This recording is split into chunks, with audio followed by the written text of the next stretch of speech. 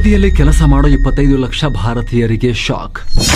ಭಾರತದ ಉದ್ಯೋಗಿಯನ್ನ ನುಂಗಿತು ಸೌದಿ ಮರುಭೂಮಿ.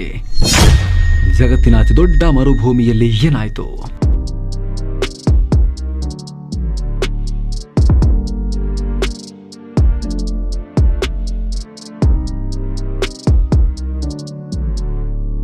ಅದು ಆಗಸ್ಟ್ 19. ಸೌದಿ ಅರೇಬಿಯಾದ ಅಲ್ ಹಸಾ ಪ್ರಾಂತ್ಯದ ಟೆಲಿಕಮ್ಯುನಿಕೇಷನ್ ಕಂಪನಿಯೊಂದರಲ್ಲಿ ಕೆಲಸ ಮಾಡ್ತಾ ಇದ್ದ ಭಾರತ ಮತ್ತು ಸುಡಾನ್ ಮೂಲದ ಇಬ್ಬರು ಒಂದು ವಿಶೇಷ ಕೆಲಸದ ಮೇಲೆ ಹೊರಟಿದ್ರು. ಅದು ಅವರ ಜೀವನದ ಕೊನೆಯ ಕೆಲಸ ಆಗುತ್ತೆ ಅನ್ನೋ ಸಣ್ಣ ಕಲ್ಪನೆನೂ ಅವರಿಗೆ ಇರಲಿಲ್ಲ. ಇಬ್ಬರು ಕಾರ್ ತಗೊಂಡು ಮರುಭೂಮಿಗೆ ಹೋಗಿ ಒಂದು ಸೆಲ್ಯುಲಾರ್ ಟವರ್ ಅಂದ್ರೆ ಮೊಬೈಲ್ ಫೋನ್ ಟವರ್ ಅನ್ನ ಏರಿ ರಿಪೇರಿ ಮಾಡಬೇಕಾಗಿತ್ತು. ರಿಪೇರಿ ಕೆಲಸ ಮುಗಿದಿತ್ತೋ ಇಲ್ವೋ ಸ್ಪಷ್ಟ ಇಲ್ಲ. ಆದರೆ ಅವರ ಜೀವನ ಮಾತ್ರ ಮುಗಿಯುವ ಸಮಯ ಹತ್ತಿರ ಆಗಿಬಿಟ್ಟಿತ್ತು. ಅವರು ಹೋದ ಆ ಮರಳಿನ ಸಾಗರದಲ್ಲಿ GPS ಸಿಗ್ನಲ್ ಕೈ ಕೊಡ್ತು ಫಸ್ಟ್. ಹೀಗಾಗಿ ಅವರಿಗೆ ಯಾವ ದಿಕ್ಕಿಗೆ ಹೋಗಬೇಕು ಗೊತ್ತಾಗಲಿಲ್ಲ. ಎಲ್ಲ ಕಡೆ ಮರಳು, ಯಾವ ಕಡೆ ನೋಡಿದ್ರು ಮರಳು, ಮರಳಿನ ದಿಬ್ಬಗಳು. ಕಣ್ಣಿನ ದೃಷ್ಟಿ ಹಾಯಿಸಿದಷ್ಟೂ ದೂರ ಬರೀ ಮರಳು. ಈ ಮರಳು ಮಹಾಸಾಗರದಲ್ಲಿ ದಿಕ್ಕು ತಪ್ಪಿದ ನೌಕೆಯಂತೆ ಅಲಿತಾ ಇದ್ದ ಅವರಿಗೆ ಮತ್ತೊಂದು ಶಾಕ್ ಕಾದಿತ್ತು. ಅವರ ಮೊಬೈಲ್ ಬ್ಯಾಟ್ರಿ ಡೆಡ್ ಆಗ್ಬಿಡ್ತು. ಒಂದಿಷ್ಟು ದೂರ ಕಾರು ಓಡಿಸ್ತಲೇ ಕಾರ್ನಲ್ಲಿದ್ದ ಇಂಧನ ಕೂಡ ಖಾಲಿಯಾಯಿತು. ಕೆಲ ಗಂಟೆಗಳ ಬಳಿಕ ಅವರು ತಗೊಂಡು ಹೋಗಿದ್ದ ನೀರು ಮತ್ತು ಆಹಾರ ಕೂಡ ಖಾಲಿಯಾಯಿತು. ಕುಡಿಯೋಕೆ ನೀರಿಲ್ಲ, ಸೇವಿಸೋಕೆ ಆಹಾರ ಇಲ್ಲ, ಮುಂದೆ ಸಾಗೋಕೆ ಕಾರಿನಲ್ಲಿ ಇಂಧನ ಇಲ್ಲ. ನಡ್ಕೊಂಡಾದ್ರೂ ಒಂದಷ್ಟು ದೂರ ಹೋಗಿ ನೋಡೋಣ ಅಂದರೆ ಯಾವ ಕಡೆಗೆ ಹೋಗಬೇಕು ಗೊತ್ತಿಲ್ಲ. ಯಾವುದೇ ಲ್ಯಾಂಡ್ ಮಾರ್ಕ್ ಇಲ್ಲ, ರೋಡ್ ಇಲ್ಲ. ಇರೋದು ಬರೀ ಮರಳು, ಮರಳಿನ ಸಮುದ್ರ, ಮರುಭೂಮಿ. ಬಾಯ ಆರ್ತಾ ಇದೆ, ದೇಹದಲ್ಲಿನ ನೀರಿನ ಅಂಶ ಎಲ್ಲ ಬತ್ತು ಹೋಗ್ತಾ ಇದೆ.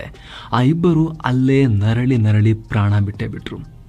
ಹೀಗೆ ಸೌದಿ ಅರೇಬಿಯಾದ ಮರುಭೂಮಿಯಲ್ಲಿ ನೀರು ಅಂತ ಒದ್ದಾಡಿ ಉಸಿರು ಚೆಲ್ಲಿದ ಓರ್ವ ವ್ಯಕ್ತಿಯ ಹೆಸರು ಮೊಹಮ್ಮದ್ ಶಹಜಾದ್ ಖಾನ್.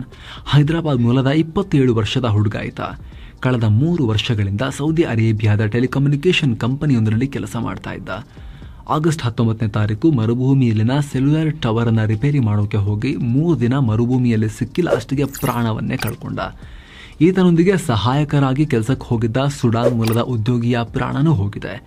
ಇಬ್ಬರ ಮೃತದೇಹಗಳು ಪ್ರಾರ್ಥನೆ ಮಾಡೋಕೆ ಬಳಸೋ ರಗ್ನಲ್ಲಿ ಸಿಕ್ಕಿವೆ. ಬಹುಶಃ ತಮಗೆ ಮನುಷ್ಯರಿಂದ ಸಹಾಯ ಸಿಗಲ್ಲ, ನಮ್ಮನ್ನು ಕಾಪಾಡಿದ್ರೆ ದೇವರೇ ಕಾಪಾಡಬೇಕು ಅಂತ ಅಂದ್ಕೊಂಡು ಮರುಭೂಮಿಯಲ್ಲಿ ರಗ್ ಹಾಸಿ ಪ್ರಾರ್ಥಿಸೋ ಟೈಮ್ನಲ್ಲಿ ಇವರ ಜೀವ ಹೋಗಿದೆ ಅಂತ ವಿಶ್ಲೇಷಣೆ ಮಾಡಲಾಗ್ತಾ ಇದೆ. ಈಗ ಹೋದವ್ರು ಎಲ್ಲಿ ಹೋದ್ರು ಕಾಣಿಸ್ತಿಲ್ವಲ್ಲ ಅಂತ ಹುಡುಕಿ ಆಮೇಲೆ ಇವರ ಮೃತದೇಹ ಸಿಕ್ಕಿದೆ. ಪತ್ತೆ ಮಾಡಿ ಅವರ ಮನೆಗೆ ಕಳಿಸಲಾಗಿದೆ.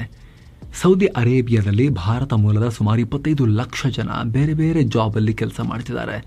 ಅವರೆಲ್ಲರಿಗೂ ಈ ಘಟನೆ ದೊಡ್ಡ ಆಘಾತವನ್ನು ಕೊಟ್ಟಿದೆ. ಹಾಗಿದ್ರೆ ಯಾವುದಿದು ಮರುಭೂಮಿ? ಇದು ಭಾರತೀಯರಿಗೆ ಆಘಾತ ಕೊಟ್ಟಿದ್ದು ಹೇಗೆ? ಇಲ್ಲಿಗೆ ಹೋಗೋಕೆ ಸಾಹಸಿಗಳು ಹೆದರೋದ್ಯಾಕೆ?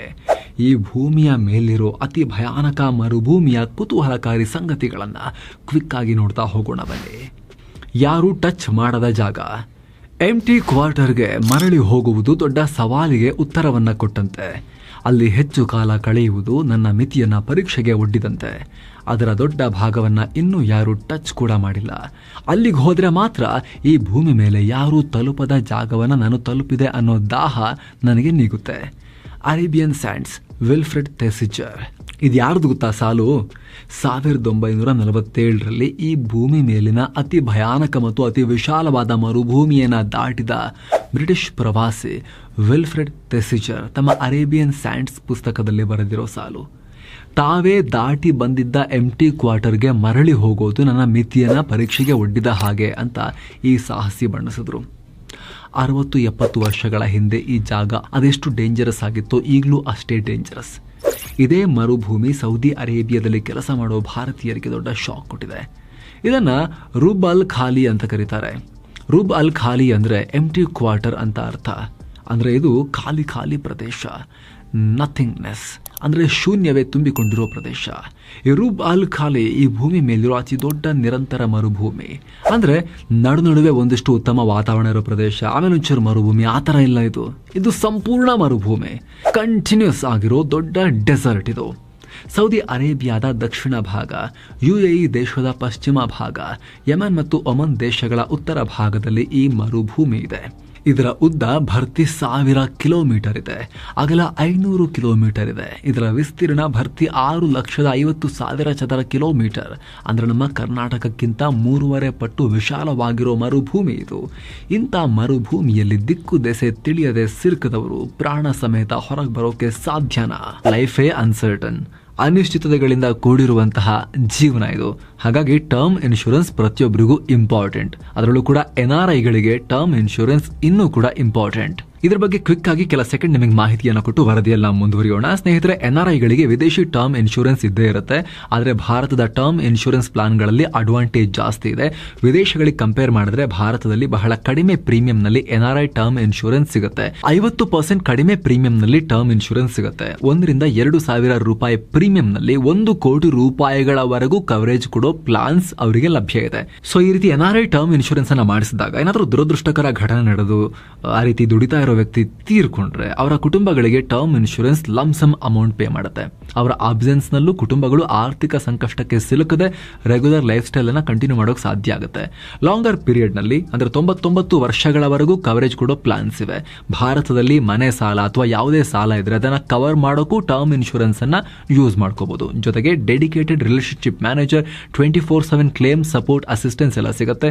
ಜೊತೆಗೆ NRIಗಳಿಗೆ GST ವೇವರ್ ಮೂಲಕ 18% ತನಕ ಡಿಸ್ಕೌಂಟ್ ಸಿಗುತ್ತೆ. ಇದರ ಜೊತೆಗೆ ಆನ್ಯುವಲ್ ಮೋಡ್ ಸೆಲೆಕ್ಟ್ ಮಾಡ್ಕೊಂಡ್ರೆ ಆನ್ಯುವಲ್ ಪೇಮೆಂಟ್ ಅನ್ನ ಸೆಲೆಕ್ಟ್ ಮಾಡ್ಕೊಂಡ್ರೆ ಎಕ್ಸ್ಟ್ರಾ 5% ಸೇರಿ ಟೋಟಲ್ 23% ವರೆಗೂ ಡಿಸ್ಕೌಂಟ್ ನೊಂದಿಗೆ ನೀವು ಅಪ್ಲೈ ಮಾಡಿ ಪರ್ಚೇಸ್ ಮಾಡ್ಕೋಬಹುದು. ಜೊತೆಗೆ 10% ವರೆಗೂ ಎಕ್ಸ್ಟ್ರಾ ಆನ್ಲೈನ್ ಡಿಸ್ಕೌಂಟ್ ಕೂಡ ಇದೆ. ಡಿಸ್ಕ್ರಿಪ್ಷನ್ ಹಾಗೂ ಟಾಪ್ ಕಾಮೆಂಟ್ ನಲ್ಲಿ ಲಿಂಕ್ ಅನ್ನ ಕೊಟ್ಟಿರ್ತೀವಿ. ಆ ಮೂಲಕ ಭಾರತದ ಟಾಪ್ 50 ಇನ್ಶೂರೆನ್ಸ್ ಪ್ರೊವೈಡರ್ಗಳ ಟರ್ಮ್ ಪ್ಲಾನ್ಗಳನ್ನು ಚೆಕ್ ಮಾಡಿ ನೀವು ಕೂಡ ಇದಕ್ಕೆ ಅಪ್ಲೈ ಮಾಡಬಹುದು NRI ಆಗಿದ್ರೆ. ಡಿಸ್ಕ್ರಿಪ್ಷನ್ ಅಲ್ಲಿ ಹಾಗೂ ಪಿನ್ ಮಾಡಿರೋ ಟಾಪ್ ಕಾಮೆಂಟ್ ನಲ್ಲಿ ಇದರ ಲಿಂಕ್ ಇದೆ. ಮರಳಿನ ದಿಬ್ಬಗಳ ಮನಮೋಹಕ ಸೌಂದರ್ಯ, ಸಿಲುಕಿದ್ರೆ ಸಾವು. 4 ಅರಬ್ ರಾಷ್ಟ್ರಗಳಲ್ಲಿ ಹರಡಿಕೊಂಡಿರೋ ರುಬ್-ಅಲ್ ಖಾಲಿ ಡೆಸರ್ಟ್ ತನ್ನ ಮನಮೋಹಕ ಸೌಂದರ್ಯದಿಂದಲೇ ಪ್ರವಾಸಿಗರನ್ನ ಕೈಬೀಸಿ ಕರೆಯುತ್ತೆ. ಇಲ್ಲಿನ ಮರಳಿನ ದಿಬ್ಬಗಳು ನೋಡುಗರನ್ನ ಮಂತ್ರಮುಗ್ಧಗೊಳಿಸ್ತವೆ. ಇಲ್ಲಿ ಭರ್ತಿ 820 ಅಡಿ ಎತ್ತರದ ಮರಳಿನ ದಿಬ್ಬಗಳಿವೆ. ಬಂಗಾರ ಮತ್ತು ಕೆಂಪು ಬಣ್ಣಗಳಲ್ಲಿ ಹೊಳೆಯುವ ಇವು ಕಣ್ಣಿಗೆ ಹಬ್ಬ ಕೊಡ್ತವೆ. ಬ್ರೆಥ್ಟೇಕಿಂಗ್ ಬ್ಯೂಟಿ. ಇದನ್ನು ನೋಡೋಕೆ ಹೋಗೋರು ಸೌದಿ ಅರೇಬಿಯಾದ ಹೈವೇ 10 ನಲ್ಲಿ ಹೋಗಬಹುದು. ಹೆದ್ದಾರಿಯಲ್ಲಿ ಪ್ರಯಾಣ ಮಾಡ್ತಾ ಮಾಡ್ತಾ ರುಬ್-ಅಲ್ ಖಾಲಿ ಮರಳಿನ ಸಮುದ್ರವನ್ನ ಕಣ್ತುಂಬಿಕೊಳ್ಬಹುದು. ಸೌದಿಯ ಹೈವೇ 10 ಜಗತ್ತಿನ ಅತಿ ಉದ್ದದ ನೇರ ರಸ್ತೆ. 256 ಕಿಲೋಮೀಟರ್ ಉದ್ದದ ಈ ಹೈವೇ ಮರುಭೂಮಿಯ ನಟ್ಟ ನಡುವೆ ಇದೆ. ಈ ಹೆದ್ದಾರಿಯಲ್ಲಿ ತಿರುವುಗಳೇ ಇಲ್ಲ. ಸೌದಿ ಅರೇಬಿಯಾದ ಹರದ್ನಿಂದ UAEನ ಗಡಿ ಬಳಿ ಇರೋ ಅಲ್ ಬತಾ ತನಕ 2 ಗಂಟೆ ಪ್ರಯಾಣದಲ್ಲಿ ಈ ಮರುಭೂಮಿಯನ್ನು ನೋಡೋಕೆ ಸಾಕಷ್ಟು ಅವಕಾಶಗಳಿವೆ. ಆದರೆ ರಸ್ತೆ ಬಿಟ್ಟು ಈ ಮರುಭೂಮಿಯ ಆ ಕಡೆ ಈ ಕಡೆ ಇಳಿಯೋದು ವೆರಿ ವೆರಿ ಡೇಂಜರಸ್. ಯಾಕಂದರೆ ಇದು ಜಗತ್ತಿನ ಅತಿ ದೊಡ್ಡ ನಿರಂತರ ಮರುಭೂಮಿ. ಒಳಗೆ ಹೋದರೆ ಇದಕ್ಕೆ ಎಂಡ್ ಅನ್ನೋದೇ ಇಲ್ಲ. ಇದು ಮನಸೆಳೆಯುವ ಸೌಂದರ್ಯ ಮತ್ತು ಜೀವ ತೆಗೆಯುವ ವಿಪರೀತ ವಾತಾವರಣದ ಸಂಗಮ. ಬೇಸಿಗೆಯಲ್ಲಿ ಈ ಮರುಭೂಮಿಯ ತಾಪಮಾನ 55 ಡಿಗ್ರಿ ಸೆಲ್ಸಿಯಸ್ ತನಕ ಇರುತ್ತೆ. ರಾತ್ರಿ ಏಕಾಏಕಿ ಕುಸಿದು ಬಿಡುತ್ತೆ. ಮರಳು ತನ್ನಲ್ಲಿ ಹೀಟನ್ನು ಹಿಡಿದಿಟ್ಕೊಳ್ಳೋದಿಲ್ಲ. ಸೂರ್ಯನ ಕಿರಣಗಳು ಬಿದ್ದ ತಕ್ಷಣ ಮರಳು ಅದನ್ನು ರೇಡಿಯೇಟ್ ಮಾಡಿ ಗಾಳಿಗೆ ಬಿಡುತ್ತೆ. ಹೀಗಾಗಿ ಮರುಭೂಮಿಯಲ್ಲಿ ಹಗಲು ಹೊತ್ತು ಭಾರೀ ತಾಪಮಾನ ಇರುತ್ತೆ. ರಾತ್ರಿ ಹೊತ್ತು ಕೂಡ ಸೇಮ್ ಮರಳು ತನ್ನಲ್ಲಿ ಹೀಟನ್ನು ಇಟ್ಕೊಳ್ಳೋದಿಲ್ಲ, ಎಲ್ಲವನ್ನ ರಿಲೀಸ್ ಮಾಡುತ್ತೆ. ಮರುಭೂಮಿಯಲ್ಲಿ ಜಾಸ್ತಿ ಹ್ಯುಮಿಡಿಟಿ ಇರೋದಿಲ್ಲ, ಹೀಗಾಗಿ ಗಾಳಿಯೂ ಹೀಟನ್ನು ಹಿಡಿದಿಟ್ಕೊಳ್ಳೋದಿಲ್ಲ. ಅದರಿಂದ ರಾತ್ರಿ ಹೊತ್ತು ಮರುಭೂಮಿ ಸಿಕ್ಕಾಪಟ್ಟೆ ಕೋಲ್ಡ್ ಆಗುತ್ತೆ. ಹಗಲು ಹೊತ್ತು ನೀರು ಸಿಗದೆ ನರಳಿದ ಜನ ರಾತ್ರಿ ವೇಳೆ ಕೊರೆಯೋ ಚಳಿಯಲ್ಲಿ ನಡುಗಿ ಸಾಯಬೇಕಾಗತ್ತೆ. ಇಲ್ಲಿ ಪ್ರತಿ ವರ್ಷ ಬೀಳುವ ಮಳೆ ಕೇವಲ 3 ಸೆಂಟಿಮೀಟರ್ ಮಾತ್ರ. ಹೀಗಾಗಿ ಇವು ಭೂಮಿ ಮೇಲಿನ ಅತ್ಯಂತ ಒಣ ಪ್ರದೇಶಗಳಲ್ಲಿ ಒಂದು. ಮರುಭೂಮಿಯಲ್ಲಿದೆ ಸಾವಿನ ಸಬ್ಕಾಸ್. ಅರೇಬಿಯಾದ ಈ ಮರುಭೂಮಿ ಸಾವಿರಾರು ವರ್ಷಗಳ ಹಿಂದೆ ಈಗಿರುವಷ್ಟು ಪ್ರತಿಕೂಲ ಇರಲಿಲ್ಲ.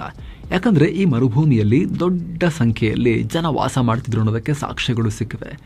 ಇಲ್ಲಿ ದೊಡ್ಡ ದೊಡ್ಡ ಸೆಟಲ್ಮೆಂಟ್ಗಳ ಪಳೆಯುಳಿಕೆಗಳು ಸಿಕ್ಕಿವೆ. ಇಲ್ಲಿ ಸಾವಿರಾರು ವರ್ಷಗಳ ಹಿಂದೆ ಸರೋವರಗಳಿದ್ವು. ಸುಮಾರು 6000ದಿಂದ 2000 ವರ್ಷಗಳ ಹಿಂದಿನ ತನಕ ಈ ಜಾಗದಲ್ಲಿ ಸರೋವರಗಳು ಇದ್ದವು ಅಂತ ಹೇಳ್ತಾರೆ.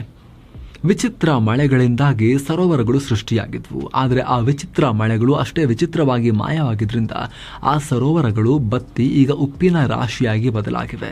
ಈ ಸಾಲ್ಟ್ ಫ್ಲಾಟ್ಗಳನ್ನು ಅರಬ್ಬರು ಸಬ್ಕಾಸ್ ಅಂತಾರೆ. ಸರೋವರಗಳು ಬತ್ತಿದ ಈ ಜಾಗಗಳು ಭಾರಿ ಅಪಾಯಕಾರಿ. ಮರುಭೂಮಿಯ ಮಧ್ಯೆ ಇರುವಂತಹ ಒಣಗಿದ ಈ ಸರೋವರಗಳಲ್ಲಿ ಕಾರುಗಳು ಸಿಕ್ಕಾಕೊಂಡ್ಬಿಡ್ತವೆ, ಮುಂದೆ ಸಾಗೋದೇ ಇಲ್ಲ. ಇದು ಕೂಡ ರುಬಲ್ ಖಾಲಿಯನ್ನ ಮತ್ತಷ್ಟು ಭಯಾನಕ ಮಾಡುತ್ತೆ. ಭಯಾನಕ ಹಾವುಗಳ ಲೋಕ ಈ ಮರುಭೂಮಿ. ಮನುಷ್ಯರು ಬದುಕೋಕೆ ಸಾಧ್ಯವೇ ಇಲ್ಲ ಅನ್ನುವಂತ ವಿಪರೀತ ವಾತಾವರಣಕ್ಕೆ ಹೊಂದಿಕೊಂಡಿರೋ ಬೇರೆ ಜೀವಿಗಳು ಇಲ್ಲಿವೆ. ಸ್ಯಾಂಡ್ ಕ್ಯಾಟ್ ಹೆಸರಿನ ಬೆಕ್ಕುಗಳು ಇಲ್ಲಿ ವಾಸ ಮಾಡ್ತವೆ. ಮೌಂಟೇನ್ ಗಜೆಲ್, ರೀಮ್ ಗಜೆಲ್ ಹೆಸರಿನ ಜಿಂಕೆಗಳು ಇಲ್ಲಿವೆ. ಈ ನಿರ್ದಯ ವಾತಾವರಣದಲ್ಲಿ ಹಾರ್ನ್ಡ್ ವೈಪರ್ಸ್ ಮತ್ತು ಬೋವಾಸ್ ಹೆಸರಿನ ವಿಚಿತ್ರ ಹಾವುಗಳು ಕೂಡ ವಾಸ ಮಾಡ್ತಿವೆ. ಆದರೆ ಮನುಷ್ಯರ ವಿಚಾರಕ್ಕೆ ಬಂದರೆ ಇದು ಅತ್ಯಂತ ಕಮ್ಮಿ ಜನವಸತಿಯ ಜಾಗ. ಈ ಮರುಭೂಮಿಯ ಅಲ್ಲಲ್ಲಿ ಬೆಡೋಯಿನ್ ಹೆಸರಿನ ಬುಡಕಟ್ಟು ಜನಾಂಗದವರು ಕೆಲವರು ವಾಸ ಮಾಡ್ತಾರೆ. ಇವರು ಒಂಟೆಗಳಲ್ಲಿ ಅಲ್ಲಲ್ಲಿ ಓಡಾಡ್ತಾ ಇರ್ತಾರೆ. ಅಲೆಮಾರಿಗಳಾದ ಇವರಿಗೆ ಈ ಮರುಭೂಮಿ ಬಗ್ಗೆ ಆಳವಾದ ಜ್ಞಾನ ಇದೆ. ತಲಾಂತರಗಳಿಂದ ಬಂದ ಮರುಭೂಮಿಯ ಬಗೆಗಿನ ಜ್ಞಾನವನ್ನ ಬಳಸ್ಕೊಂಡು ಇಲ್ಲಿ ಸರ್ವೈವ್ ಆಗ್ತಿದ್ದಾರೆ. ಆದರೆ ಇವರ ಜನಸಂಖ್ಯೆ ತುಂಬಾ ಕಮ್ಮಿ. ಇದೇ ಮರುಭೂಮಿಯಲ್ಲಿ ತೈಲ ಮತ್ತು ಅನಿಲದ ನಿಕ್ಷೇಪಗಳು ಇವೆ. ಈ ಮರುಭೂಮಿ ಸೌದಿ ಅರೇಬಿಯಾದ ತೈಲ ಸಂಪತ್ತಿಗೆ ದೊಡ್ಡ ಕೊಡುಗೆಯನ್ನು ಕೊಡ್ತಾ ಇದೆ. ಇದೇ ಮರುಭೂಮಿಯಲ್ಲಿ ಸಿಲುಕಿ ಈಗ 2 ಪ್ರಾಣ ಹೋಗಿದೆ. ಅದರಲ್ಲಿ ಒಬ್ಬ ಭಾರತೀಯ ಮೂಲದ ವ್ಯಕ್ತಿ, ಭಾರತದ ಹೈದರಾಬಾದ್ ಮೂಲದ ವ್ಯಕ್ತಿ ಕೂಡ ಇದ್ದಾರೆ. ಹೀಗಾಗಿ ಈ ಘಟನೆ ಅಲ್ಲಿ ಕೆಲಸ ಮಾಡ್ತಿರೋ ಪ್ರತಿಯೊಬ್ಬ ವಲಸಿಗನಿಗೆ ಮತ್ತು ಅವರವರ ದೇಶದಲ್ಲಿರೋವರ ಕುಟುಂಬಸ್ಥರಿಗೆ ಒಂದು ಕ್ಷಣಕ್ಕೆ ಆತಂಕವನ್ನು ಉಂಟು ಮಾಡಿದೆ. ಹಾಗಾಗಿ ಇದರ ಬಗ್ಗೆ ಡೀಟೇಲ್ ಆಗಿ ಮಾಹಿತಿ ಕೊಡೋ ಪ್ರಯತ್ನವನ್ನ ನಾವು ಮಾಡಿದ್ದೀವಿ. ಹಾಗೆ ಆಗಲೇ ಹೇಳಿದ ಟರ್ಮ್ ಇನ್ಶೂರೆನ್ಸ್ ಬಗ್ಗೆ ಒಂದು ಕ್ವಿಕ್ ರಿಮೈಂಡರ್. ಆಸಕ್ತಿ ಇರೋರು ಡಿಸ್ಕ್ರಿಪ್ಷನ್ ಹಾಗೂ ಟಾಪ್ ಕಾಮೆಂಟ್ ನಲ್ಲಿ ಕೊಟ್ಟಿರೋ ಲಿಂಕ್ ಮೇಲೆ ಕ್ಲಿಕ್ ಮಾಡೋ ಮೂಲಕ NRI ಟರ್ಮ್ ಪ್ಲಾನ್ಗಳನ್ನ ಚೆಕ್ ಮಾಡಬಹುದು. ಮತ್ತೆ ಭೇಟಿ ಆಗ್ತಿರೋಣ. ನಮಸ್ತೆ.